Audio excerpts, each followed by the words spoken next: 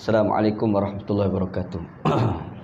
Alhamdulillahirabbil alamin wassalatu wassalamu ala asyrafil mursalin wa ala alihi wa sahbihi ajma'in. Qala rabbi shrah li sadri wa yassir li amri wahlul 'uqdatam min lisani yafqahu qawli wa saddid lisani wa hadi qalbi bihaqqi sayyidina Muhammadin sallallahu alaihi wasallam. Wa ba'da fa inna asdaqal hadis kitabullah wa khairal hadi hadi Muhammadin sallallahu alaihi wasallam. Wa syarrul umuri muhdatsatuha wa kullu muhdatsatin bid'ah. Allahumma 'allimna ma jahilna, ya Allah ya Tuhan kami, ajarkan pada kami apa yang kami jahil, wa dzakirna ma nasina, ingatkan balik pada kami apa yang telah kami lupa. Allahumma faqihna fid din, ya Allah ya Tuhan kami, fahamkan kami agama, wa 'allimna ta'wil, ajarkan kepada kami Al-Quran.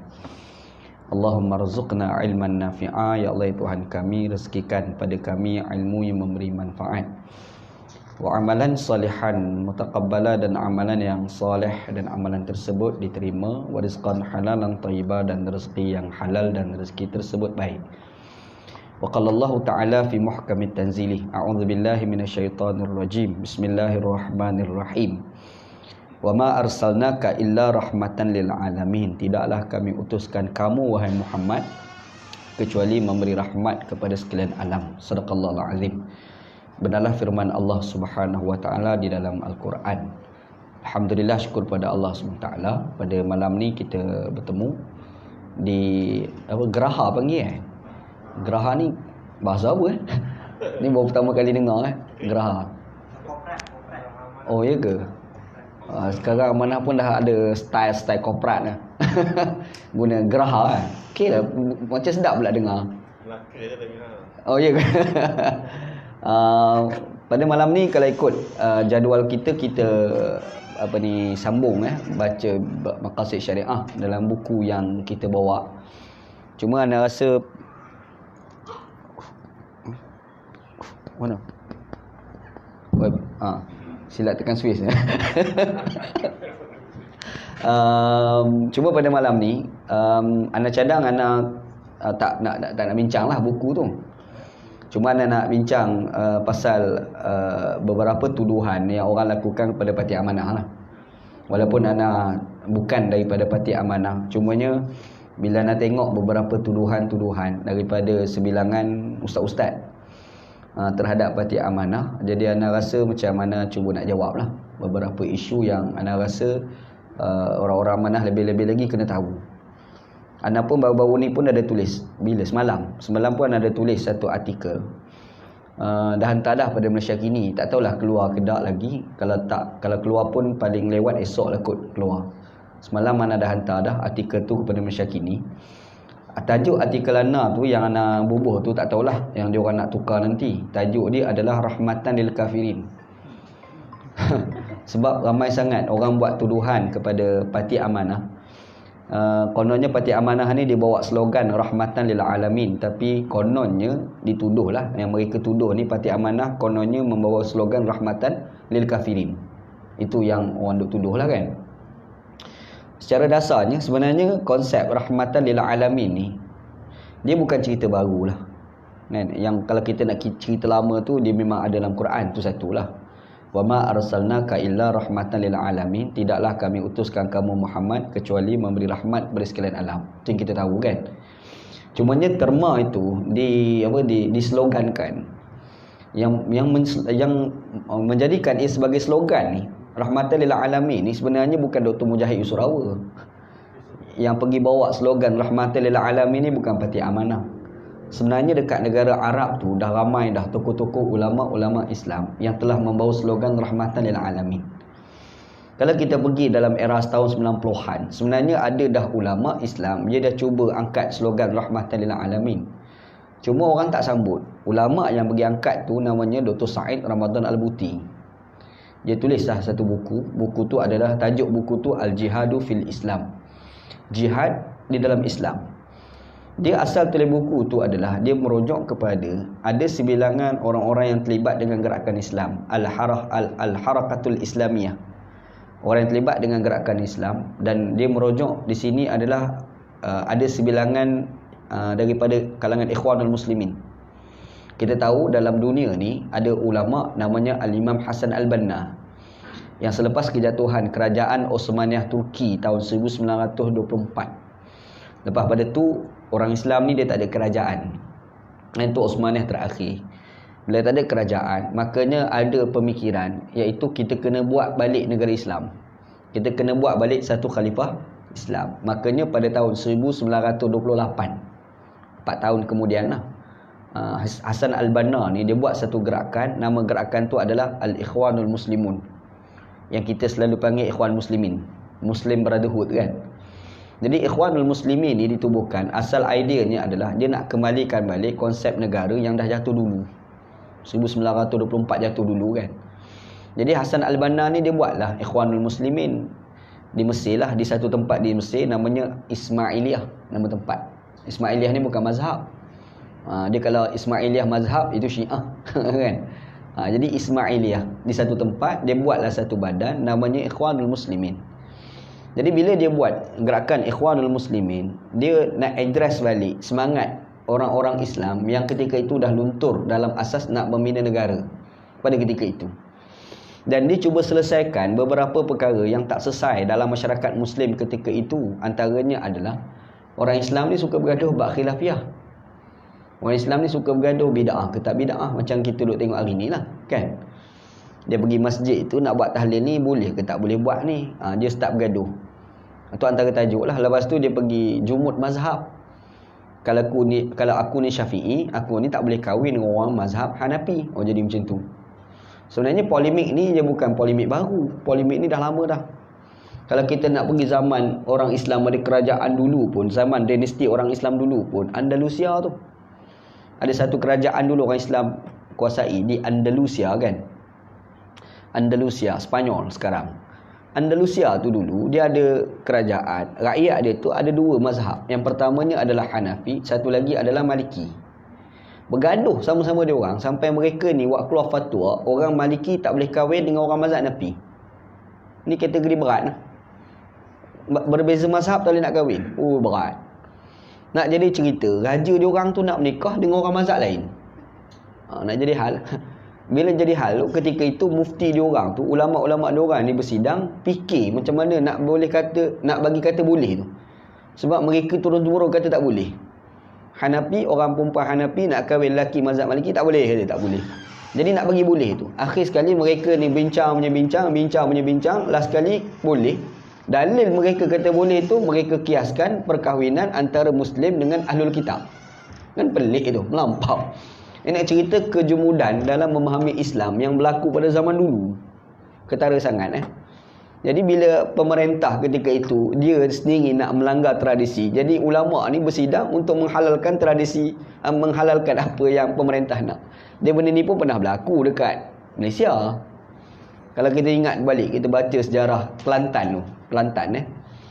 Dia Kelantan ni kan dia ada sejarah macam mana raja dia ketika itu nak belanjing. Ya rata-rata rakyat Kelantan yang mengaji pondok Syekh. Orang ngaji pondok ni bukan cerita nak belanjing, nak pegang anjing tu pun jadi bising lah.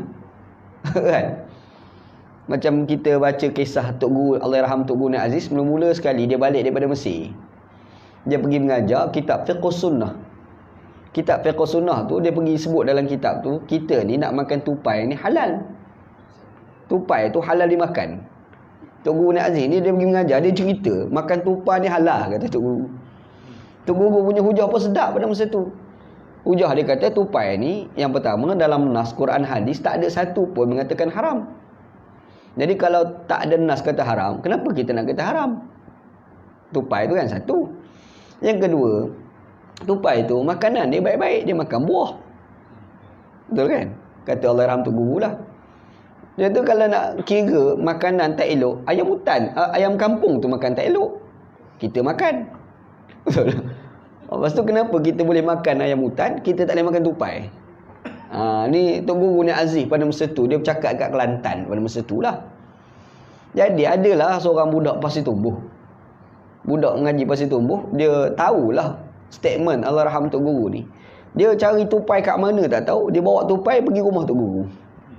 Dia bagi ke Tok Guru tupai. Tok Nazir kata nak buat apa tupai? Dah Tok Guru kata halal makan, ambil Marah Tok Guru tu. Nanti kata otak tu biar beri kak. Beri ni anjal.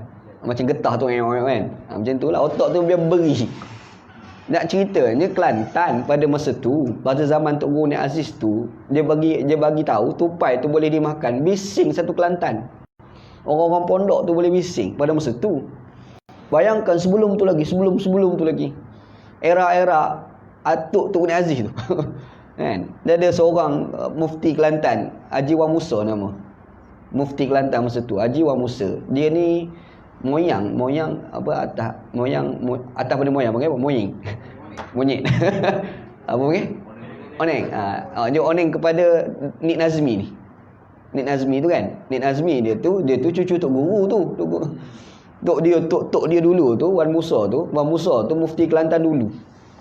Jadi nak jadi cerita Raja Kelantan pada ketika itu, dia nak belanjing. Bayangkan masyarakat Kelantan yang pemahaman agama dia begitu, yang Tok Guru Nik Aziz bagi fatwa tupai boleh makan menjadi bising.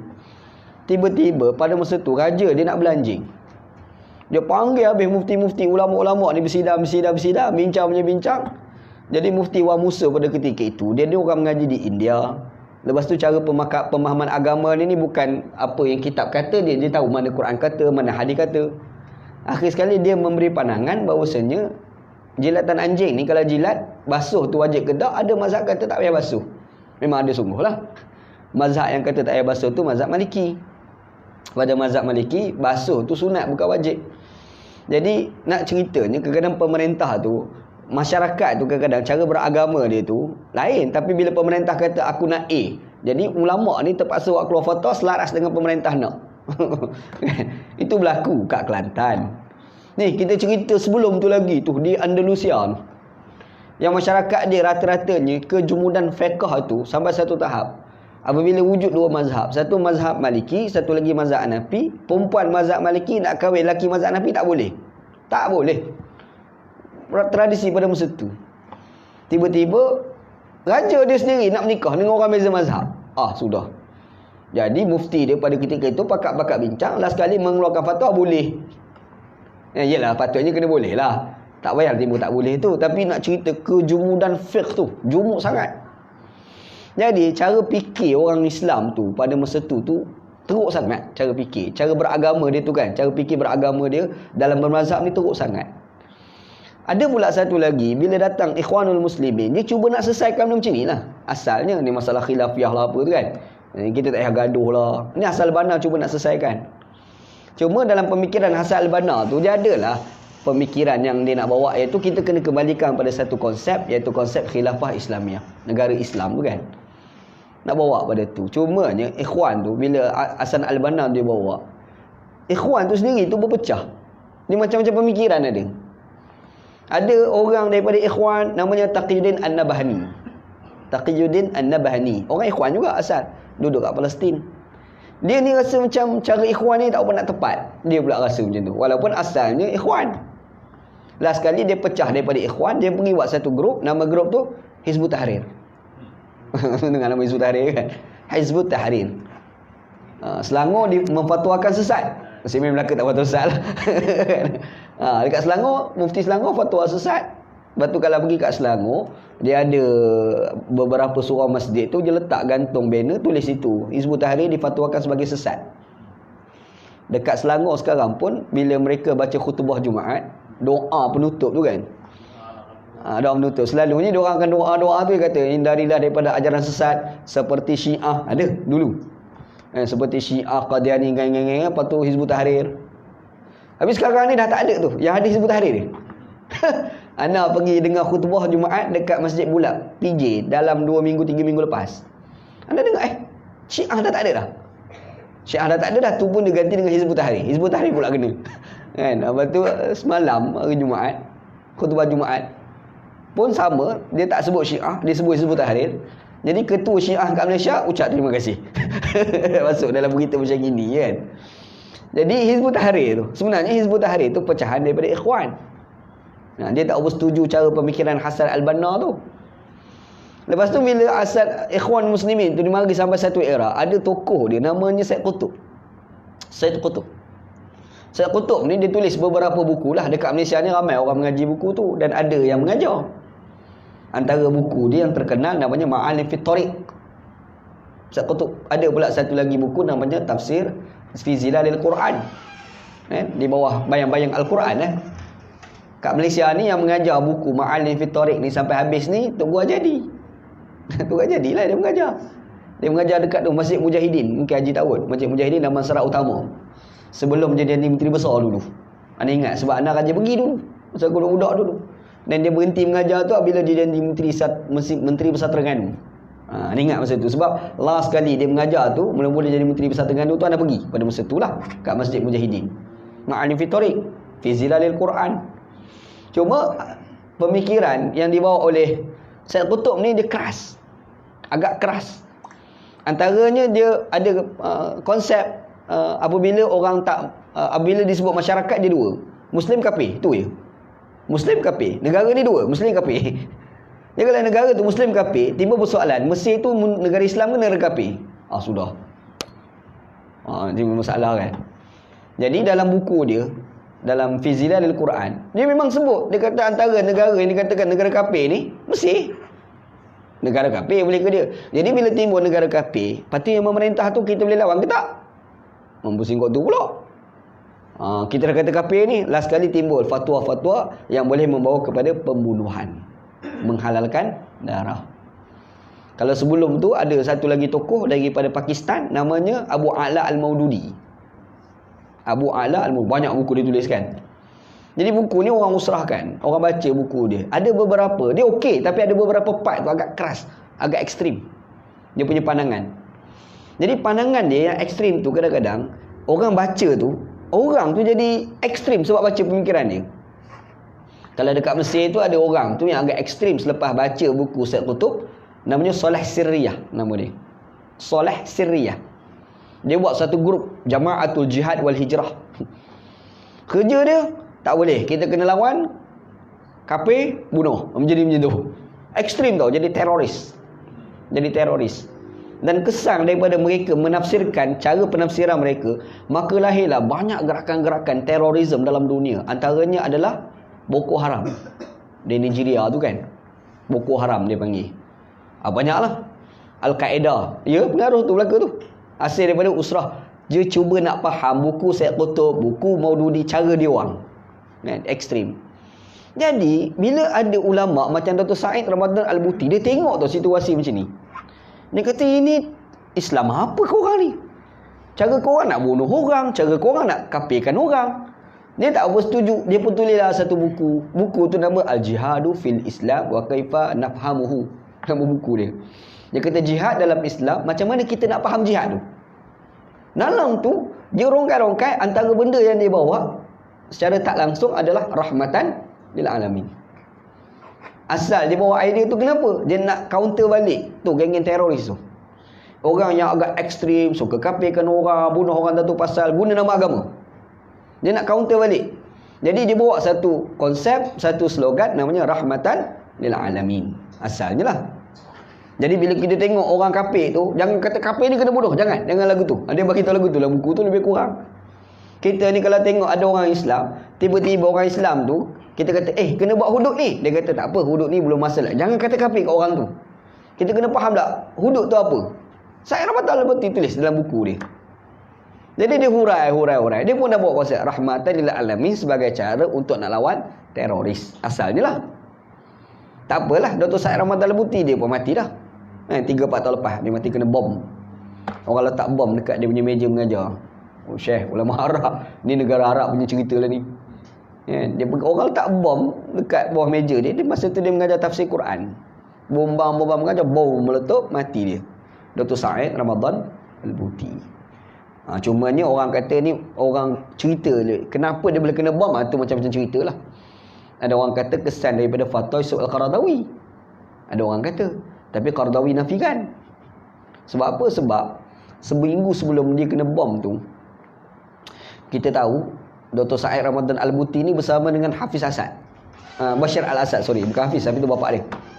Bashar al-Assad dalam kerajaan Syria kan. Jadi Qaradawi ni dia buat keluar satu nak panggil apa channel dalam dia itu pun ada kat negara Arab lah, Asy-Syariah wal Hayah, nama filem, nama cerita tu, bukan cerita, so wawancara ni panggil Qaradawi. Jadi bila Qaradawi ni orang tanya dia, apa pandangan kamu tentang Syria, dia kata tak boleh, kita kena lawan Bashar al-Assad. Bahkan dia kata bunuh orang yang duduk di keliling Bashar al-Assad, sama ada dia tu ulama ke, dia tu askar ke, dia tu tentera ke, apa pun bunuh. Seminggu kemudian Said Rahmat al-Buti kena bom. Jadi orang kata dia berpunca daripada fatwa Qaradawi lah Said Rahmat al-Buti kena bom. Ada orang buat tuduhan macam tu. Qaradawi pun jawab pada minggu yang sama, dia kata aku tak bertanggungjawab, itu tak ada kaitan dengan aku. Itu adalah cerita lah, ni cerita dunia punya cerita kan.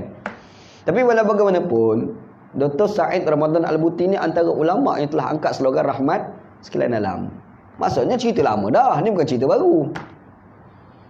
Lepas tu yang agak-agak hidup lagi ni Dr. bin Bayyah yang datang Malaysia baru ni, Syekh Abdullah bin Bayyah. Dia ni lama dah angkat slogan rahmatan lil alamin. Kita dengan orang kafir ni, kita jangan lawan dia, kita jangan bermusuh dengan dia. Tapi dengan orang kafir ni kita kena hiwar, kata dia, berdialog. Banyak dalam ucapan dia. Cuma je polemik bergaduh tentang sesama Islam, nak kafir mengkafir, tengok orang kafir gerah nak pergi cepu. Benda ni bukan berlaku kat negara Arab je, kat Malaysia pun berlaku juga. Betul. Benda ni berlaku kat Malaysia juga. Bila berlaku kat sini, makanya adalah ni macam kita ni Patiak, kawan-kawan kita Patiak Amanah buat, angkatlah slogan rahmatan lil alamin. Dr. Mujahid pun angkat rahmatan lil alamin. Dia bukan semata-mata angkat, bahkan dia bawa dalam kabinet.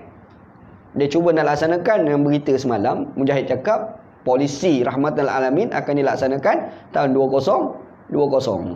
Ini lepas tahun satu lagi ni kan. Kata Mujahid, maksudnya bukan cakap-cakap je, tapi sebenarnya memang kita nak buat rahmatan lil alamin. Type Patiak Amanah mula-mula sekali ditubuhkan. Bila mula tubuh Patiak Amanah tubuhkan, yang paling tak berhati ni PAS. Semua tahu. Kan? Jadi orang amanah kena maki lah. Itu biasalah tu, kena maki. Baby Sophie tak tahu lah apa dia kena kan. Anak yang tak masuk amanah pun kena maki. Bayangkan orang masuk Patiak Amanah, lagilah. Jadi macam mana dia nak counter PAS ni, dia nak counter Patiak Amanah.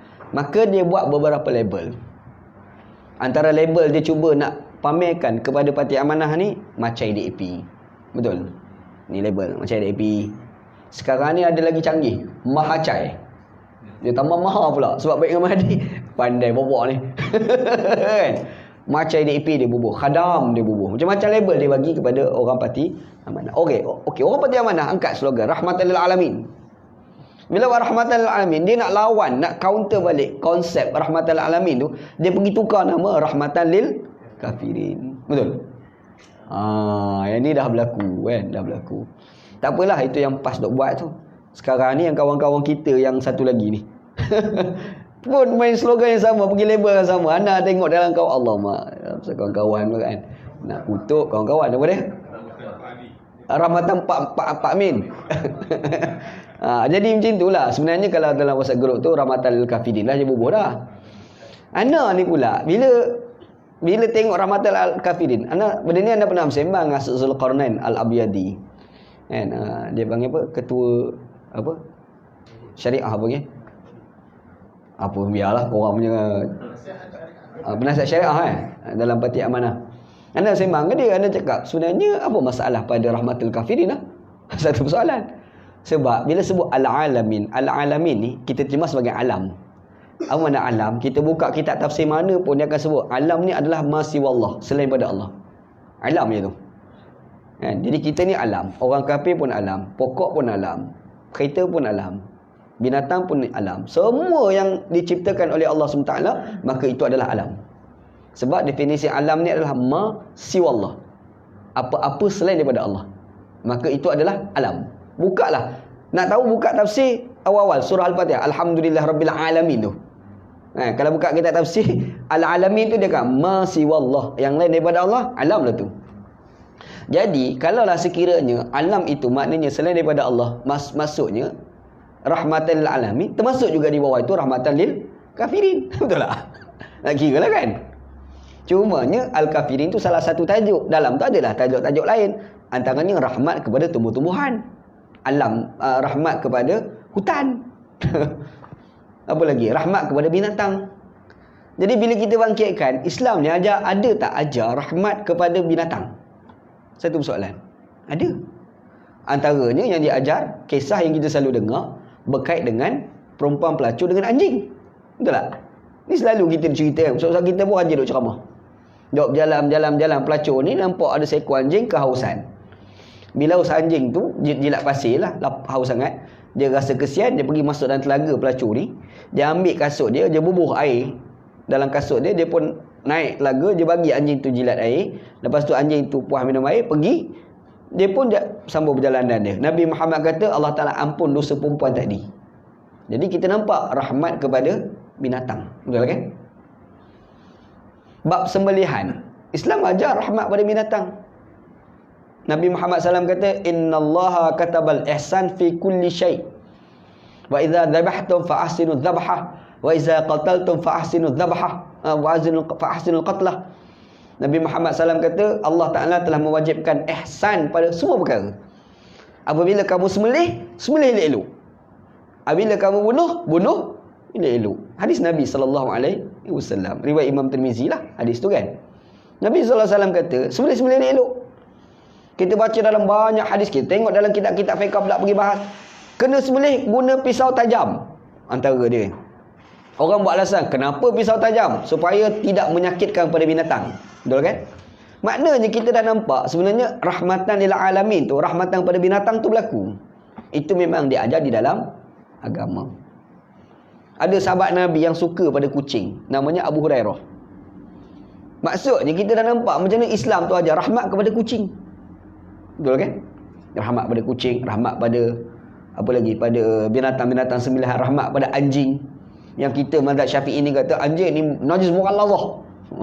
Najis berat, tapi ada rahmat dia kepada anjing yang kita anggap sebagai najis mughallazah. Rahmat kepada binatang. Rahmat kepada hutan. Islam ajar. Kita pada zaman Nabi, antara benda Nabi Muhammad tak bagi ni, jangan kita melakukan tindakan-tindakan yang boleh merosakkan, dia panggil apa ya? Al-jaw, Arab sebut al-jaw, kita sebut udara. Udara jangan jadi rosak. Kalau sebut udara, mesti ada kait dengan tumbuh-tumbuhan. Betul tak? Ana dulu masa sekolah rendah, aku tak belajar sekolah. Kat Malaysia ni sekolah yang ana belajar secara formal yang paling tinggi adalah UPSR. Tinggi lah tu. Anak SPM tak ada, PMR pun tak ada. Pergi belajar Pakistan, mengaji pondok, lepas tu mengaji Pakistan, pergi Mesir, balik-balik, ijazah sarjana muda Al-Azhar. Mesir. Lepas tu sambung belajar dekat Universiti Malaysia Kelantan, adalah master dekat Malaysia, tapi universiti lah. Tapi kalau SPM, memang tak ada. Aku tak ada SPM. Kan? Jadi, masa sekolah rendah, anda belajar alam dan manusia. Sekolah rendah dulu, sains-sainsnya pun tak tahu lah. Tapi cikgu ada alam dan manusia. Dia cerita pasal ada karbon dioksida, ada oksigen. Dia pusing-pusing tu kan.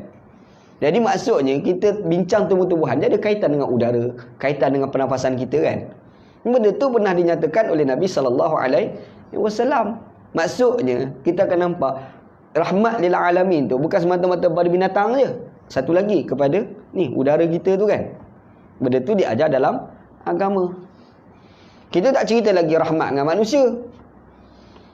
Yang apa Allah Ta'ala kata walaqad karramna bani Adam, sesungguhnya kami telah muliakan anak Adam. Yang ulama-ulama Islam boleh berdebat tentang ayat Quran itu dalam isu kita ni, kalau ada anggota badan kita ni, kita nak infak kepada orang lain.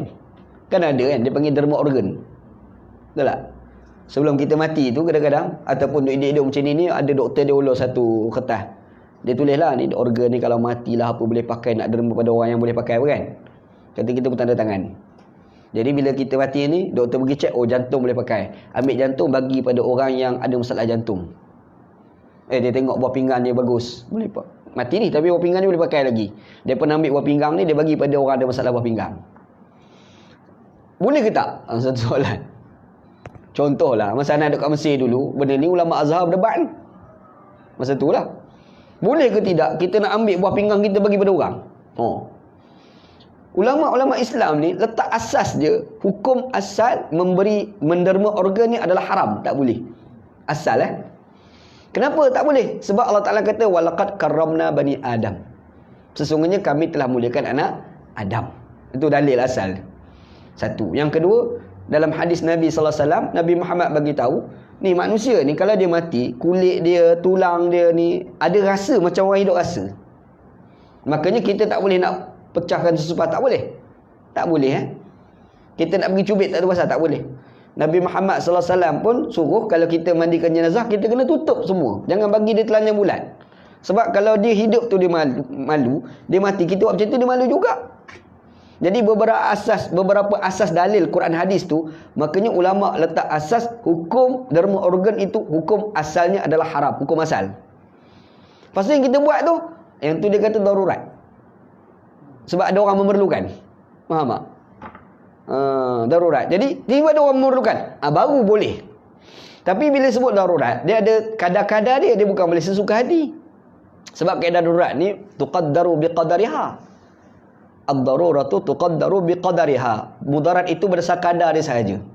Makanya ulama Islam kata dibolehkan bagi, tapi dengan syarat. Syarat dia letaklah. Bukan asas jual beli. Kalau asas jual beli nanti habis dia pergi colik budak-budak pergi jual. Betul kan? Jadi ulama letak syarat yang ketat lah. Jadi kenapa ulama boleh bincang sampai tahap itu? Nak gambarkan sebenarnya Islam ni agama dia cukup angkat isu kemanusiaan. Inilah kata rahmat. Tahu tak? Rahmat kepada manusia. Kalau orang belajar Al-Quran, Allah Subhanahu Wa Taala, dia kalau dia memanggil sesuatu yang mulia, dia akan panggil ya. Ya ayyuhallazina amanu. Maknanya orang beriman tu mulia. Tapi pernah tak kita fikir dalam Quran, Allah Ta'ala bukan semata-mata panggil orang beriman dia dengan ya. Kadang-kadang dia panggil juga manusia yang tidak ada kaitan iman ataupun tidak dengan ya juga. Maka ada ayat ya ayuhan nas. Betul? Ada tak ayat Quran wahai Bani Israel? Ada juga. Betul kan? Kenapa ada?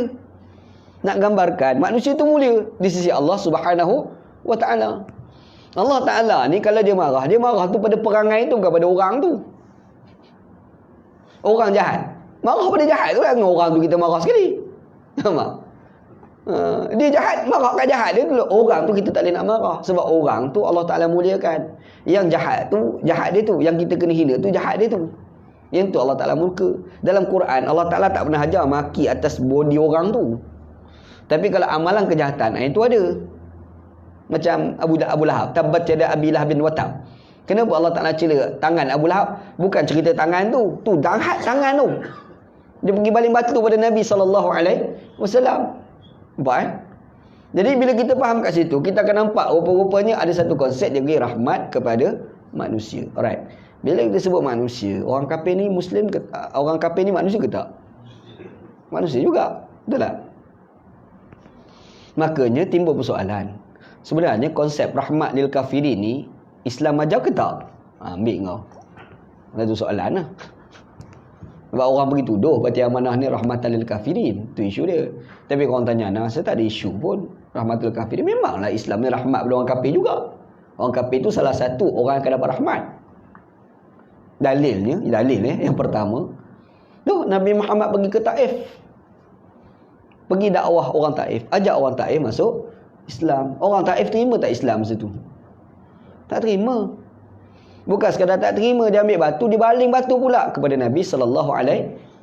Dalam kitab sirah Ibn Hisham tu sebut, Nabi ni luka berdarah kaki Nabi SAW. Nabi bunuh. Cerita panjang lah, pendekkan cerita sampai kat satu tempat tu nama Wadi An-Nakhlah. Wadi An-Nakhlah. Wadi itu lembah, Nakhlah ni pokok kurma. Lembah tu banyak pokok kurma lah. Nabi duduk kat situ, datanglah malaikat, dia kata kepada Nabi Muhammad, kami ni, malaikat kata kami datang ni perintah Allah, ambil bukit 40 orang Taif. Cumanya minta izin kamu dulu. Nabi kata apa? Kalau Nabi ni tidak ada rahmat, pergi mampus pokok tu. Betul tak? Tapi Nabi tak kata macam tu. Betul tak? Nabi tu cara fikir dia tu bukan macam PAS fikir tu. Ambil kau. Macam tu kan. Nabi tu bila malaikat ni tanya, yalah kalau bukan pas lah kalau tanya kita pun geram lama dah. Celaka bapa ni. Kau ambil dia mampus ke Taif tu. Kalau macam tu lah kita kan. Tapi Nabi tu dia ada rahmat tau. Walaupun Taif tu orang Taif tu buat macam tu kat Nabi. Orang Taif tu bukan sekadar kafir tau, dia baling batu. Itu kategori hina Nabi dah tu. Betul tak? Tapi hina Islam dah tu. Hina Nabi ni macam hina Islam dah. Tapi dalam keadaan macam tu bila malaikat tanya Nabi, Nabi kata apa? La'allallah yukhriju min aslabihim man ya'budullah wa la yusyriku bihi syai'an. Mudah-mudahan Allah Ta'ala lahirkan keturunan mereka, manusia menyembah Allah dan tidak syirikkan Allah Subhanahu wa Ta'ala. Rahmat tak? Rahmat tu. Sebab kalau kita tak ada, memang kecepuk mampus bapak ni. Kan? Itu rahmat. Maksudnya Nabi telah memberi rahmat kepada orang Taif. Orang Taif kan? Dan memang kesan sungguh. Kalau dulu pada zaman Nabi pergi kat Taif, nak cari orang Islam pun susah. Hari ni kalau kita pergi ke Taif, nak cari orang kafir pula susah kat situ. Betul. Kesan dia kat mana? Rahmatnya Nabi. Itu rahmatan lil alamin, rahmatan lil kafirin. Salah satu maksud rahmatan lil alamin. Bukti tindakan Nabi sallallahu alaihi wasallam. Satulah contoh kan. Berlaku perang. Tak silap perang Tabuk kot dalam hadis tu. Benda ni Syekh Rabatul Buti ada tulis dalam buku dia. Sahabat Nabi kata, ya Rasulullah, biar laknat dia bapak ni. Kau doa dengan Allah biar lingkup ke. Apa sebab kita nak perang-perang jadi susah? Nabi Muhammad SAW kata, bu'istu rahmatan walam uba'as la'anan. Aku ni dibangkitkan untuk memberi rahmat, aku tidak dibangkitkan untuk melaknat orang. Nabi SAW. Padahal yang sahabat Nabi tanya tu merujuk pada siapa? Orang Islam ke orang kafir? Orang kafir kan? Yang lawan Nabi SAW lagi. Tapi Nabi ni ada rahmat. Maka Nabi kata, aku dibangkitkan membawa rahmat, aku tidak dibangkitkan untuk melaknat. Nampak? Nampaklah dua dah dalil. Dua dah dalil. Tiga. Banyak dalil ni. Member baru tulis. Semalam baru tulis. Tak tahu bila nak keluar macam gini. Yang ketiga, Nabi Muhammad SAW kata, man zalama mu'ahidan awin taqasahu aw akhaza minhu bighairi tibi nafsihi fa ana hajijuhu yaumal qiyamah. Nabi Muhammad SAW kata, barang siapa menzalimi orang bukan Islam, mengambil hak mereka bukan cara yang betul, membebankan pada mereka luar kadar kemampuan mereka, aku, kata Nabi, akhirat nanti akan jadi penghujah untuk orang kafir tu. Penghujah untuk kafir. Penghujah untuk kafir tu ke akhirat, bukan kat dunia. Nampak tak rahmat Nabi sallallahu alaihi wasallam? Jadi kalau kita faham yang tu, kita akan nampak Islam ni rahmat, antara rahmat tu pada orang kafir lah. Betul tak? Jadi konsep rahmat lil kafirin tu bukan bercanggah dengan Islam pun. Benda tu tak bercanggah dengan Islam. Asasnya ada. Tiba-tiba ada orang kata tak boleh. Kok tu pula. Tak boleh. Kenapa tak boleh? Sebab dalam Quran Allah Ta'ala ajar kita kena bunuh kafir. Ambil engkau. Waqtuluhum haitsu thaqiftumuhum wa ukhrijuhum min haitsu akhrajukum wal fitnatu akbaru minal qatl. Ambil engkau. Quran tu. Nak jawab macam mana agak-agak? Waqtuluhum haitsu thaqiftumuhum, bunuh mereka di mana saja kamu jumpa mereka.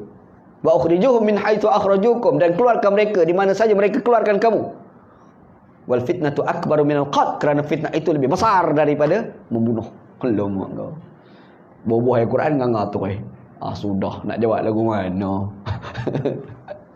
Kan kita ni kan kalau orang berbual Quran kita jam. Hanifah Maidin. Cerita lama. Satu hari Hanifah Maidin sekarang sudah jadi menteri Menteri. Timbalan Menteri Undang-Undang. Dulu masa mula-mula timbul isu UG, Unity Government. Sekarang UG tu telah dilaksanakan. Jadi cerita dia pada masa tu Hanifah Maidin telefon Syekh, anak nak jumpa entah malam ni. Masa telefon tu petang. Anak kata kat mana? My coffee box, dekat tempat pejabat dia, pejabat guaman dia tu lah, kat Gombak. Anak kata okey, no problem. Anak sampai tanya Syekh, kalau orang berhujah baca Al-Quran, apabila orang ulurkan salam perdamaian, maka kita sambut balik salam perdamaian. Maka kita kena sambut salam perdamaian itu. Dan itu dibacakan untuk merujuk PAS dan UMNO. Entah nak jawab macam mana? Kata ni Puan Medin. Anak kata, kita kena tengoklah konteks ayat.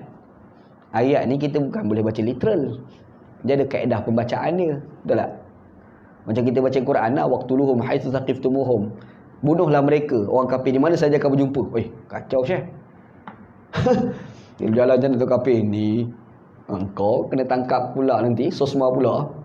Kan? Sebenarnya ayat tu betul cara kita faham tu masalah. Anda bagi tahulah, kita kena tengok konteks ayat. Ayat tu macam mana, kita kena tipu ke, tak kena tipu ke. Kebijaksanaan tu perlu diambil kira. Itulah konteks ayat. Dia kata, itulah Ana silap tak jumpa entah awal. Kata Hanifah, dia kata, apa pula? Masuk mesyuarat ADK Pusat pada masa tu. Dengan mesyuarat tu, tiba-tiba keluar tajuk PAS gabung UMNO. Pada masa tu lah. Tuan jadi dah baca ayat tu. Bila Tuan jadi baca ayat tu, kata Hanifah, Ana nak bantah lah. Bila bantah tu, Tuan jadi tu kata, entah nak lawan Al-Quran. Jam terus. Tak nak jawab, kata Hanifah. Tu Ana telefon entah tu, dia kata. Jadi isu dia sekarang bukan pada Al-Quran tu, macam mana kamu menafsirkan Quran, itu isu dia. Faham tak? Dia sebenarnya Quran ni tak jadi isu. Yang jadi problem ni penafsiran kita tu. Penafsiran tu datang daripada pemikiran kita. Quran tu wahyu daripada Tuhan. Yang sekarang ni banyak berlaku manipulasi bukan kepada Quran, tapi terhadap penafsiran Quran. Faham tak? Itu problem berlakunya. Jadi serupa juga bila orang ni dia kata kita tak boleh kafir ni macam orang teroris kan. Kafir ni kena bunuh. Quran, waqtuluhum haitsu thaqiftumuhum wa akhrijuhum min haitsu akhrajukum wal fitnatu akbar minal qatl. Quran. Bunuh orang kafir di mana saja kamu jumpa. Keluarkan mereka di mana saja mereka keluarkan kamu. Fitnah itu lebih besar daripada membunuh. Dia bunuh tu.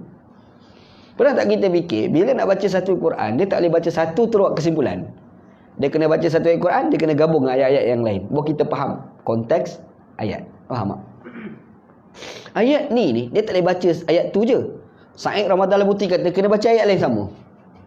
Iaitu dalam surah Al-Mumtahanah ayat ke-8 dan ayat ke-9. Gabung dua tu. Faham tak? Allah Ta'ala kata dalam surah Al-Mumtahanah, la yanhakumullah 'anil ladzina lam yuqatilukum fid din wa lam yukhrijukum min diyarikum an tabarruhum wa tuqsitu ilaihim innallaha yuhibbul muqsitin. Allah Ta'ala ta'alang kamu melakukan keadilan, kebaikan kepada orang bukan Islam yang tak serang agama kamu dan tidak mengeluarkan kamu daripada kerajaan kamu. Hendaklah kamu melakukan keadilan pada mereka. Allah Ta'ala suka kepada orang melakukan keadilan. Maknanya ayat tadi tu merujuk kepada orang yang nak mengeluarkan kita daripada negara kita. Tu maksud dia. Kalau dia tak ada kaitan permusuhan, dia okey aman-aman dengan kita, itu tak termasuk dalam maksud ayat. Faham tak? Jadi cara tafsir Quran tu kadang-kadang bila dia tak cermat, akhir sekali tak boleh ni, kafir kita kena lawan. Ambil kau. Bunuh, alah lagi berat. Kan? Itu orang teroris lah. Kita yang teroris bunuh tu mungkin tak lah, tapi ciri-ciri tu dah ada, buah-buah ke situ ada. Buktinya kita kena benci orang kafir. Satu antara benda kan. Yang kedua, dia orang kata kita kena benci orang kafir sebab Allah Ta'ala sebut dalam Quran, Muhammadur Rasulullah walladzina ma'ahu asyidda'u 'alal kuffar ruhama'u bainahum. Betul? Bisa dengar ayat tu kan? Muhammad adalah Rasulullah, orang-orang yang bersama dengan Muhammad keras terhadap orang kafir. Ruhama' bainahum, kasih sayang sesama mereka. Dia pun hujah tu. Macam mana nak jawab? Macam mana agak-agak? Penat tu. Nombor satu, cuba kita baca ayat Muhammad Rasulullah. Okey, tak ada masalah. Walladzina ma'ahu, orang bersama Muhammad. Kalau kita fikir balik orang bersama Muhammad, ada tak orang kafir? Bersama Muhammad ada tak? Siapa dia? Abu Talib. Pas saudara Nabi SAW kan? Maknanya ada tak orang kafir bersama Muhammad? Ada. Ada kan? Satu. Kalau zaman Nabi budak-budak dulu, tok dia sendiri Abdul Muttalib. Bukan Islam lah ke tu kan? Macam mana? Penat lagi. Tak apalah, kita cerita Nabi lepas jadi Nabi. Ada tak orang kafir yang baik dengan Nabi? Ada. Antara yang baik dengan Nabi namanya Mut'im bin Adi. Mut'im bin Adi, kafir. Bukan kafir biasa, bahkan bantu Nabi SAW. Nabi dapat berita yang dia mati dalam keadaan dia kafir, Nabi menangis. Orang kata Nabi dia dah meninggal ni, Nabi dengar menangis Nabi SAW. Sebab apa? Nabi sedih, dia mati dalam keadaan tak beriman. Ada? Maksudnya ada tak orang kafir bersama dengan Nabi?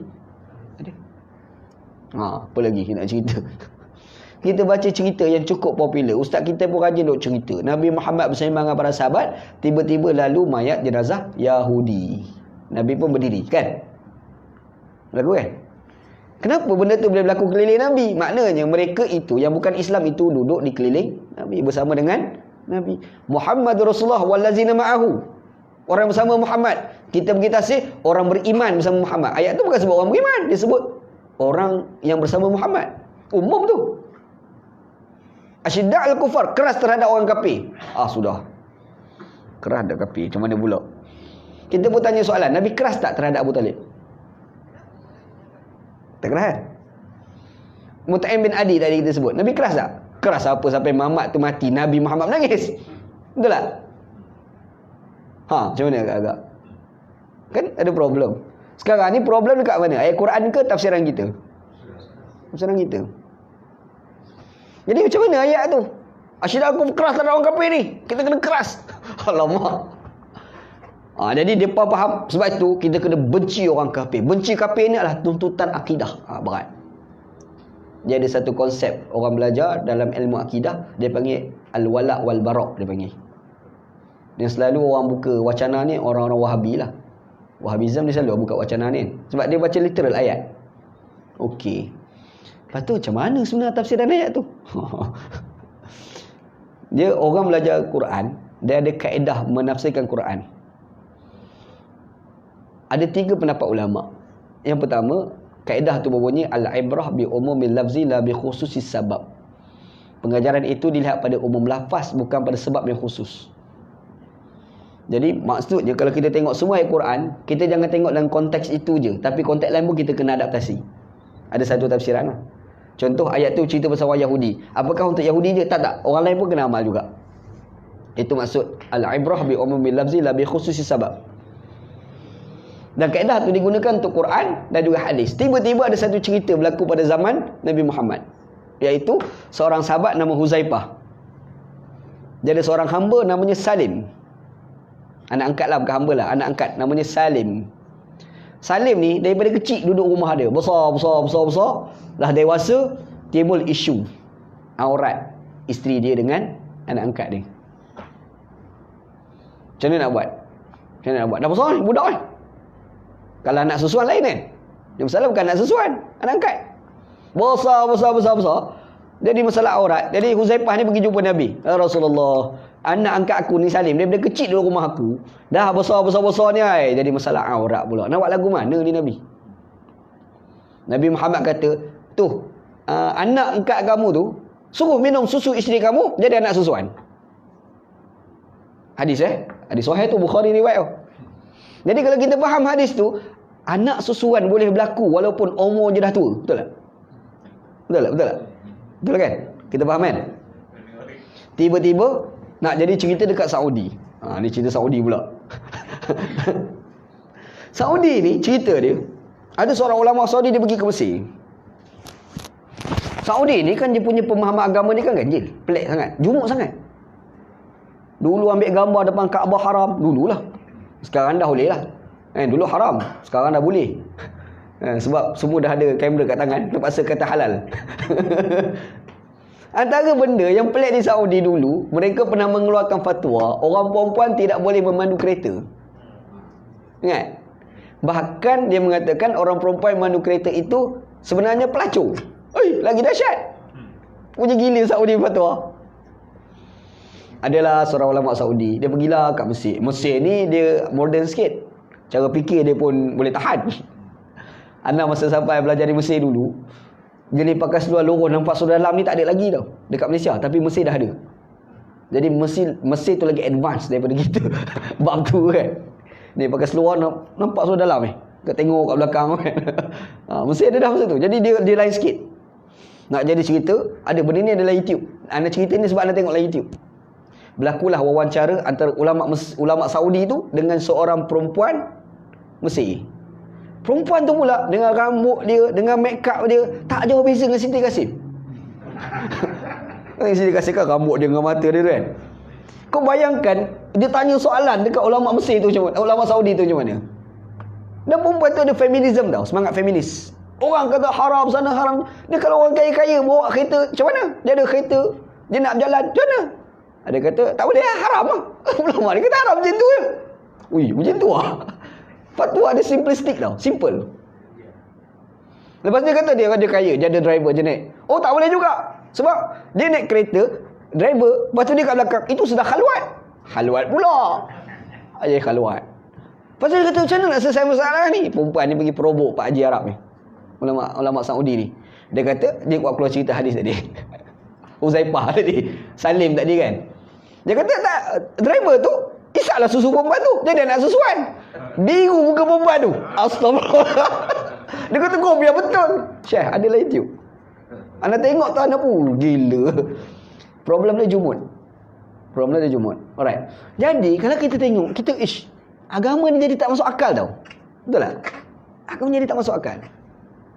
Jadi kita pun pakai kaedah pengajaran itu dilihat pada umum lafaz, bukan sebab yang khusus. Kita tengok pada kisah Huzaifah tadi, maknanya anak susuan boleh berlaku pada orang luar lebih daripada 20 tahun lah. Betul kan? Masuk akal tak? Macam tak masuk akal. Makanya ada ulama ni pula, dia buat keluar kaedah lain untuk nak cari pemahaman yang sebenar kan. Nama kaedah tu adalah pengajaran itu dilihat pada sebab yang khusus, bukan pada umum lafaz. Terbalik. Jadi apa-apa pun tengok pada sebab yang khusus je. Kita tak boleh nak adaptasi dalam kerangka yang lain. Itu pun jadi masalah. Sebab kalau ayat cerita pasal Yahudi, kita tak terlibat dah. Padahal perangai tu ada pada kita juga kan. Jadi kaedah tu orang tolak. Makanya datanglah seorang ulama, namanya Al-Imam Tajuddin As-Subki. Dalam kitab dia nama Al-Ashbah wa Nadhair. Dia buat kaedah best. Dia kata al-ibrah bi umumil lafzi ma lam yakun lahu mu'arid wa illa fa khususus sabab. Nama kaedah. Tak apa, biar aku baca je. Orang tak hafal.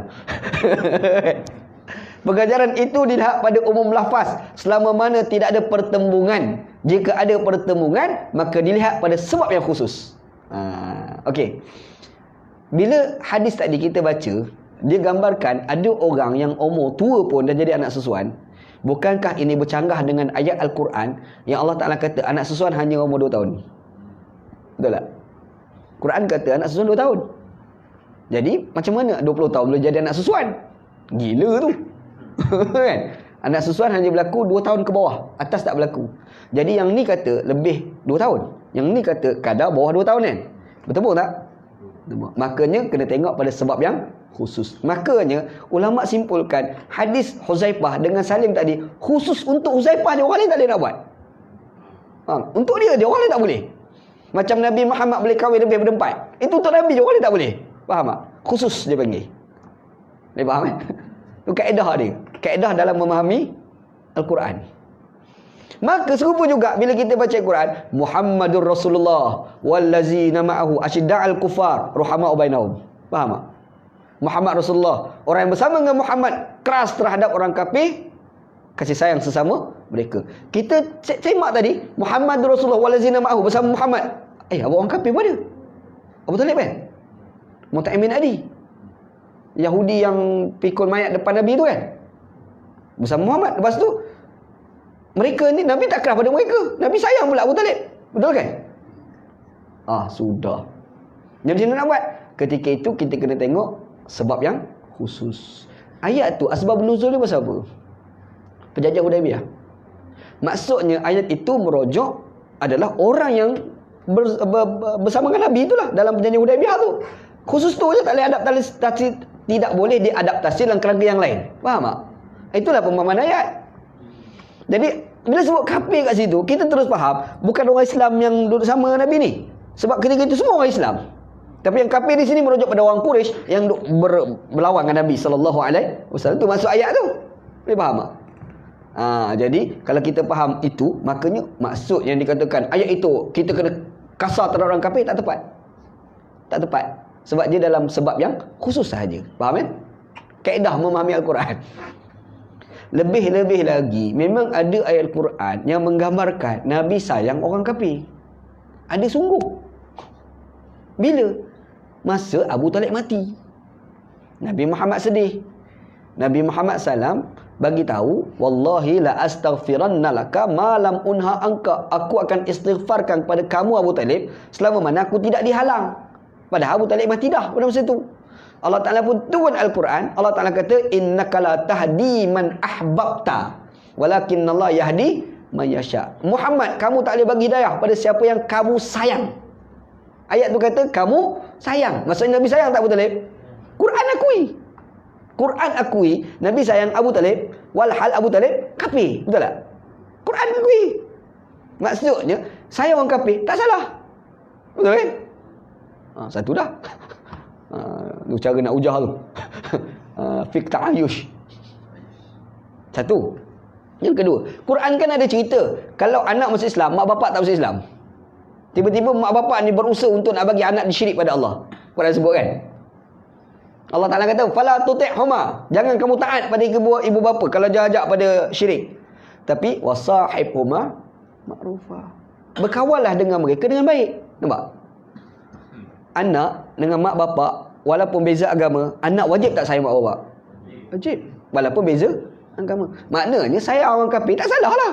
Betul tak? Dua dah. Kan? Nak ada cerita ni sebab orang duk goreng kuat sangat. Tidak anak malah goreng macam ni. Kan? Benda tu macam dengan Quran. Dan salah pada metodologi pemahaman Quran, cara dia urai tu kan. Apa lagi? Mari cerita Nabi Muhammad.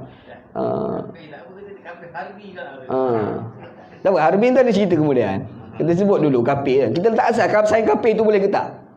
Nampak? Kita letak asal situ dulu. Cerita lain. Sahabat dulu nama Asma binti Abi Bakar, anak Abu Bakar As-Siddiq, kakak Aisyah radhiyallahu anha. Dia ni masuk Islam sama bapa Abu Bakar lah. Bila masuk Islam, tapi hubungan anak dengan mak berlaku seperti biasa. Mak ni nama Qutailah binti Abdul Uzza. Mak kafir lah. Pergi jumpa dengan Nabi sallallahu alaihi wasallam. Mak ni jumpa dengan anak Asma, dia bagi hadiah. Ambillah hadiah. Anak kata tak nak terima. Mak kafir. Mak kafir. Tak nak terima. Cerita dia tak nak terima hadiah, alasan mak kafir tu sampai kepada pengetahuan Nabi. Nabi Muhammad SAW panggil Asma. Mak, ni apa tak nak terima ni? Macam kedah pula Nabi. Ni kenapa tak nak terima ni? Kan? Asma kata apa? Rasulullah kafir. Kafir. Gitu kan, jadi ekstrim tak tahu pasal dia kan. Kafir. Terus terima kafir tu. Bagi duit ambil, tu masalah. Kan? Kafir tu. Allah Ta'ala tu Al-Quran.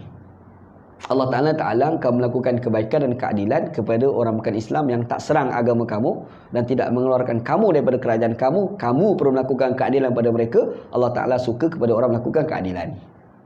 Maksudnya, Quran beritahu, kau tak boleh benci mak engkau walaupun dia kafir. Kau kena sayang mak engkau walaupun dia kafir. Maksudnya, sayang orang kafir tak salah. Betul? Betul Okey, lain. Banyak pula datang idea. Dalil tu datang automatik. Ayah Nabi, mak Nabi, Muslim ke tak? Ayah Nabi Abdullah, mak Nabi Siti Aminah, Muslim ke tak? Tak Islam. Kalau Islam, kenapa Allah Ta'ala tak izinkan Nabi istighfar kepada mak dia? Ada Muslim. Nabi Muhammad SAW pergi dekat Abwa, tahu ada kubur mak aku kat sini. Minta izin dengan Allah, aku nak ziarah. Allah Ta'ala izinkan, dia pergi ziarah. Lepas tu Nabi minta izin dengan Allah, aku nak istighfar. Allah Ta'ala tak izinkan. Ziarah boleh, istighfar tak boleh. Kenapa tak boleh istighfar? Memang tak boleh istighfar pada orang kafir pun. Quran ni ada sebut, maka nalin nabi walladzina amanu ayastaghfiru lil musyrikina walau kanu ulil qurba min ba'di ma tabayyana lahum annahum ashabul jahim. Ayat Quran. Tidak wajar bagi seorang nabi, orang beriman, beristighfar kepada orang musyrik yang dah mati. Quran Jadi Nabi ni istighfar pada mak dia tak boleh. Kenapa Tuhan tak izinkan? Sebab dia bukan Islam. Tapi persoalan dia, Nabi sayang tak mak dia? Nabi sayang tak Abdullah? Sayang kan? Buktinya, bila tidak diizinkan Nabi menangis. Maksudnya Nabi sayang. Jadi sayang orang kafir ni tak salah. Syurga cerita lain Jadi mak Nabi syurga ke tidak? Itu cerita lain. Sebab kafir bukan semua mesti masuk neraka. Dah faham juga? Anda pernah bahas kan sebelum ni? Mak bapak kafir, anak beranak mati kecil. Anak tu Islam ke kafir? Mak bapak kafir ni, Hindu ni, layan anak mati kecil, umur sebulan 2 bulan mati. Budak ni nak tanam kubur Islam ke kubur kafir? Tu kafir, mana boleh tanam kubur Islam? Mak bapak dia kafir tu. Tapi dia tu sendiri di sisi Allah Islam ke tak? Islam. Dia di sisi Allah syurga. Di sisi kita kafir, di sisi Tuhan tu Islam. Boleh faham? Mak Nabi di sisi kita kafir lah, di sisi Tuhan belum tentu lagi. Allah Ta'ala lebih mengetahui. Faham? Lebih-lebih lagi Quran kata wa ma kunna mu'adzibin hatta nab'asa rasulah. Kami takkan azab satu kaum kecuali kami datangkan rasul. Mak Nabi meninggal, Nabi belum jadi Nabi lagi. Ayah Nabi meninggal, Nabi Muhammad belum dilahirkan lagi. Faham tak? Jadi ayah Nabi itu di sisi kita bukan Islam, di sisi Allah mungkin Islam. Di sisi kita mak Nabi itu bukan Islam, di sisi Allah mungkin Islam. Faham tak? Jadi kita bangkit ni, cerita kita di sisi kita ni, mak Nabi ni bukan Islam kan? Tapi kenapa Nabi Muhammad sayang pada mak dia? Sebab itu mak dia. Makanya sayang orang kafir ni tak salah. Betul? Itu masuk dia. Kalau lah kata kita kena benci orang kafir, Nabi dah jadi salah tau. Betul Masalah ni ada pahaman ni. Ialah idea yang kata benci orang kafir ni datang daripada Muhammad bin Abdul Wahab asalnya. Yang orang yang mengasaskan fahaman Wahabi tu kan. Dan fahaman tu merebak sampai ke Saudi. Sampai hari ni ulama-ulama Saudi dia pegang pandangan tu. Soleh Usaimin tulis, kalau cari dalam internet tu berlambak artikel benci orang kafir ni akidah. Padahal kita fikir balik, dia bercanggah tu banyak perkara dengan Al-Quran dan juga hadis Nabi SAW. Faham tak? Lepas tu apa maksud Al-Bara' yang kata kena benci tu? Sebenarnya benci tu bukan benci orang kafir tu, benci kekufuran tu. Faham tak? Macam kita tengok orang mencuri, benci yang amalan curian tu lah, bukan orang mencuri tu. Itu jahat tu, kita benci lah kejahatan tu. Orang tu kita tak boleh benci. Faham tak? Masalah sekarang kita dah tafsir tu, orang kafir pun kita kena benci. Bercanggah dengan amalan Nabi SAW. Faham Dia timbul satu lagi, kafir harbi. Dan kafir harbi ni istilah politik yang wujud pada zaman dulu, dah tak relevan dah pada zaman sekarang. Zaman dulu konsep kewarganegaraan ni berasaskan pada agama. Masuk dalam sebuah negara, negara tu orang Islam, nak jadi warga negara masuk Islam. Tiba-tiba dia tak nak masuk Islam, suruh bayar jizyah, cukai. Bila dia bayar jizyah, bayar cukai, maka dia dikira sebagai kafir zimmi. Kita suruh bayar cukai, tak nak bayar, nampak nak melawan, orang panggil kafir harbi. Okey, soalannya, kat Malaysia ada amalan jizyah? Kan ada kat Melaka? Mana tahu kan? Mana ada konsep jizyah, bayar cukai kerana berbeza agama? Mana ada? Kafir ke, Islam ke, Cina ke, Hindu, Melayu ke apa, bayar cukai sama je kan? Super je. Cuma kita orang Islam ni ada jabatan Islam, bayar zakat. Itu pun ada pelepasan cukai. Kan? Tapi ada tak cukai kerana beza agama? Ada. Ada. Itu panggil jizyah. Jizyah dah tak ada. Makanya kalau jizyah tak ada, macam mana kau nak timbul kafir zimmi, kafir harbi? Kafir zimmi, kafir harbi takkan berlaku selama mana tidak ada konsep jizyah. Tapi ada mufti kat Malaysia kata ada kafir harbi. Harbi apa? Jizyah pun tak ada. Pening, mufti tu pun pening. Kan? Faham jadi yalah, faham je jadi cerita nak gambarkan. Orang ni dia kaya tanam rahmatan lil kafirin. Dia gambarkan macam bercanggah dengan Islam. Sebenarnya benda tu tak bercanggah dengan agama. Memang dia ada asas agama dengan hujah-hujah nak bawa tadilah. Faham Cuma dia orang sebut rahmatan lil kafirin. Sebab apa? Dia ada elemen nak menghina sebenarnya. Walaupun benda tu kadang-kadang hakikat dia baik, tapi cara sebut tu ada elemen menghina. Tindakan tu boleh ke tak boleh? Itu satu soalan.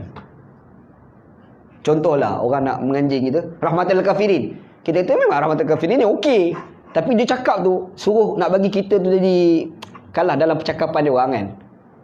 Sebenarnya kita buat macam tu boleh ke tak boleh? Satu soalan. Macam hari itulah ada Profesor Zainal Kling. Dia cakap, dia kata, tanah Melayu. Betul lah tanah Melayu, tapi Cina tu terasa. Sebab dia dah jadi warga negara Malaysia. Betul tak? Jadi dia kata, dia lah memanglah tanah Melayu. Apa masalahnya? Syekh, ada satu hadis tau. Ni bukan cerita pasal tanah Melayu. Hadis pasal tanah Melayu, aku dengan start down sama pula apa ni. Bilal tu kulit hitam. Betul tak? Bilal ni kulit hitam. Mak dia orang kulit hitam. Tiba-tiba datang Abu Zar, dia pergi jumpa dengan Bilal, dia kata, "Ya benar sauda, wahai budak kulit hitam." Ya benar sauda, budak kulit hitam. Bilal ni terasa, terguris. Dia pergi cerita kat Nabi. Nabi marah. Nabi panggil Abu Zar datang. Nabi kata, "Innaka mru'un wa fikal jahiliyah." Islam dah ni, tapi ada jahiliyah. Islam dah ni, tapi ada jahiliyah. Maksudnya, yang Abu Zar panggil, "Ya benar sauda, wahai budak kulit hitam." Walhal dia memang kulit hitam. Walaupun betul hakikat dia kulit hitam, tapi ungkap tu salah ke tak? Salah. Faham? Boleh faham? Jadi serupalah orang geng-geng tu. Rahmatan lil kafirin. Salah yang buat ni orang mengaji hadis tu tak faham tu. Ana sukar nak terima lah. Sebab kita dah tak ada akhlak, kita dah tak ada adab. Walhal benda ni melibatkan kepada isu-isu agama. Rambutan Pak Amin. Ana rasa tak betul cakap lagu tu. Tak betul, pada Ana tak betul. Tak setuju boleh kritik, tak ada masalah. Ana cukup suka orang kritik Parti Amanah, Parti Keadilan, Parti DAP. Memang kena kritik sebab kita manusia. Mesti ada kelemahan. Kadang-kadang kita tengok dalam Facebook Ana tu, Ana tak backup pun parti-parti. Pergi mampuslah, jawablah sendiri. Bila orang serang pasal Parti Amanah, ada seorang kawan pada Kelantan hantar Facebook Ana, "Syekh tolong jawab." Ana kata, "Kenapa Ana kena jawab? Ana orang keadilan, Ana bukan orang Amanah." Tapi akhirnya aku jawab juga hari kan. Tolong jawablah kan, bagi high point kat kawan-kawan kita kan. Ana pun kata, Ana memang kita kena kritik, tapi kita ada akhlak dia. Kita ada adab dia kan. Kita sekarang ni, cara kita kritik tu, kita dah masuk elemen tidak beradab. Makanya kita buat menganjing rambutan Pak Amin. Tak ada pasal-pasal. Ana rasa tak sihat. Faham kan? Rahmatan lil kafirin. Ialah segi hakikat tu tak ada masalah. Cuma dia ungkap itu bukan sebab hakikat tu. Dia ungkap tu ada benda yang dia orang nak buat. Faham kan? Itu masalah dia, gitu. Panjang kot. 8.30 aku goreng sejam. Tajuk rahmatan lil kafirin dia ini kan. Ana rasa mungkin sekadar dulu, mungkin ada persoalan, ana cuba jawab sekadar yang boleh. Wallahu a'lam, wallahu a'lam. Okey, ada tanya soalan? Sila. Ustaz, sila Tuan Haji. Macam Ustaz kata tadi kan, macam yang khususnya kepada orang PAS lah, dia kata apa ni, dalam hadis ataupun dalam Al-Quran ada mengatakan bila dia baca Al-Quran tu dia kata kita kena bunuh orang kafir. Astagfirullah. Maksudnya? Jadi macam mana kita tahu dia manipulasi tentang Al-Quran. Jadi macam mana kita nak ujah, kita nak macam mana kita nak ujah balik kalau dia kata macam tu dengan cara yang paling mudah. Sebab nak cakap Quran hadis, Quran pun tak hafal. Kan? Bukan sekadar Quran tak hafal, kadang-kadang baca pun merangkak. Kan? Itu okey lagi, jenis baca tak bunyi langsung lagi teruk. Okey, simple dia. Anda pernah sebut dah sebelum ni. Bin Bayah dia pernah sebut syariah ni mesti ada 4 perkara. Kalau bercanggah 4 perkara, bacalah Quran macam mana pun, baca hadis macam mana pun, maka ia adalah tafsiran yang salah. Apa dia 4 perkara? Maslahah, adil, hikmah, rahmah. 4 perkara je. Sekarang ni, dia baca Quran, tafsiran dia ternapi 4 perkara. Ni dia baca Quran. Waqtuluhum haitsu saqiftumuhum wa ukhrijuhum min haitsu akhrajukum. Kita kena bunuh kafir. Tanya 4 perkara. Ini adil ke tak adil? Zalim ke adil ke tak adil? Maslahah ke tak maslahah? Hikmah ke tak hikmah? Rahmah ke tak rahmah? Nampak gaya 4-4 tak ada. Maka salah. Walaupun dibacakan 1001 ayat Al-Quran. Perkataan itu adalah kalimatuhu al-haq wa arada biha batil. Perkataan itu betul, tapi tujuan dia adalah kebatilan. Faham? Itu maksud dia. Semualah macam Muhammad Rasulullah wallazina asyida'al kuffar. Kita keras orang kafir. Cuba kita fikir, ini 4 perkara tak ada ni. Bila tak ada 4 perkara, tafsiran itu salah. Faham? Itu anak cerita ni untuk orang biasa ni. Nak faham, nak tahu ini salah ke betul. Tapi kalau orang berilmu, dia hafal Quran, sedaplah dia ujah. Kau tengok kaedah ni, kau tengok kaedah tu kan. Ini masalah kita ni. Sah ke kaedah? Baca Quran pun merabat. Wallahu a'lam, Allahu a'lam. 4 perkara je, ingat 4 perkara tu. Allahu a'lam. Okey, ada lain? Ustaz, Apa je? Apa hadis ni? Gaduh. Apa dia? Gambarlah yang ustaz apa hadis ni. Gaduh. Tak tahu, tu tanya Haji Rahim. Haji Rahim banyak tahu. Kalau jika dibandingkan dengan Dr. Zul. Dr. Zul. Ada beza ni. Apa Ya. Dr. Zul ni pelajaran yang dia belajar? Saya rasa bukan isu belajar lah. Dia macam ni orang belajar di Mesir ni, sama ada dia balik dia bawa style Musa ataupun dia bawa balik style Fir'aun. Tu je. Sebab Fir'aun pun mari pada situ, Musa pun mari pada situ. Allah rahmat Tok Guru Ni Aziz, dia pernah kata, dia kata syaitan dekat sana lebih jahat daripada syaitan di sini, malaikat di sana lebih baik daripada malaikat di sini. Itu padahal sama-sama belajar Azhar. Padahal sama-sama belajar di Mesir, sama belajar syariah. Orang balik Mesir, balik Madinah, balik ada yang masuk Parti Amanah, ada masuk UMNO, ada masuk PAS. Kenapa jadi macam tu? Jadi isu di sini ni bukan ilmu kot. Isu di sini ni kepentingan, sikap, attitude. Dia bukan isu ilmu. Orang berilmu ni ramai berilmu, tapi orang berilmu belum tentu lagi takut pada Tuhan. Ada kan? Kalau kira berilmu maka dia mesti ulama. Iblis lagi berilmu. Iblis kan? Imam Asy-Syaukani dia tulis dalam kitab dia Fathul Qadir. Dia kata iblis ni adalah makhluk paling berilmu berbanding malaikat. Maknanya kalau ulama itu adalah orang berilmu, iblis sudah ilmu, sudah jadi ulama. Tak. Jadi bukan tajuk ilmu, tajuk ni attitude, sikap, kepentingan. Anak tak katalah orang tu bukan. Anak ceritanya ada orang tu berilmu, tapi kadang-kadang nak kata berilmu tu apakah dia mesti bertakwa belum tentu lagi. Mungkin dia bertakwa tapi ada tajuk kepentingan pula. Betul tak? Dia takwa tapi ada kepentingan. Itu pun satu problem juga. Jadi Ana ni kalau orang tanya, Ana kenal Dr. Zul Bakri. Dr. Zul Bakri ni dulu dia pensyarah kat USIM. Dia pernah cakap kat Ana, bersembang sekali, Ana bersembang dengan dia. Mula-mula sekali dia berhenti daripada USIM sebelum jadi mufti. Dia berhenti jadi pensyarah sebelum jadi mufti lagi. Lepas dia berhenti duduk tak lama, orang lantik dia mufti. Anak tanya, kenapa doktor berhenti? Dia kata apa? Dia kata, Ana ni pergi mengajar. Kadang-kadang tu termasuk time kena mengajar dekat USIM. Rasa duit tak tahu pun nak halal. Biar nak berhenti. Baik je orang tua ni. Dia tak nak curi tulang walaupun sedikit. Ini ni, isu ilmu ke isu attitude? Isu attitude. Betul tak? Jadi orang macam tu, dia kepentingan dia tak timbul isu. Ana pergi pejabat mufti baru ni pun dalam sebulan. Selepas nak keluar penjara. Tu point dia. Titik kat situ. Ana pergi berjalan dia tanya budak-budak office dia. Itu Datuk Mufti tak ada. Dia kata, kita ada masalah staff dekat pejabat mufti. Masalah staff. Buat permohonan dengan kerajaan untuk nak tambah staff, untuk nak bayar gaji. Tiba-tiba ada masalah kewangan. Kerajaan tak nak bagi. Ni musim-musim ni lah. MDB tak MDB ni. Jadi kerajaan nak berjimat, tak boleh nak bagi. Dr. Zul kata, tak apa, cari mana-mana budak universiti, mari kerja kat sini, gaji dia bayar. Peribadi dia bayar. Tu Dr. Zul Bakri tau. Okey, anda nak tanya soalan. Ini isu ilmu ke isu attitude? Attitude. Jadi bila kita sebut attitude ni banyak. Baik, tak baik, kurang baik. Ada satu attitude, kepentingan. Ada kepentingan dia.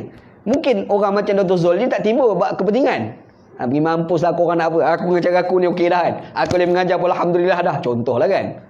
Aku boleh ajak orang pada Islam pun Alhamdulillah. Yelah Dr. Zul Syekh. Tu geng LGBT dia pergi jumpa. Mana ada mufti lain pergi jumpa? Ada mufti lain pergi jumpa pun? Tak ada Syekh. Tak ada. Pergi jumpa LGBT siap salam apa. Sampai LGBT tu termenung dengan dia. Tengok sembang. Tu Dr. Zul Bakri. Tempat budak-budak orang terlibat dengan pelacuran, dia pergi ziarah Dr. Zul Bakri. Cuma yang pergi tu Dr. Zul. Kalau Mujahid pergi, jadi lain pula. Tapi sebab pergi tu Dr. Zul Bakri lah kan.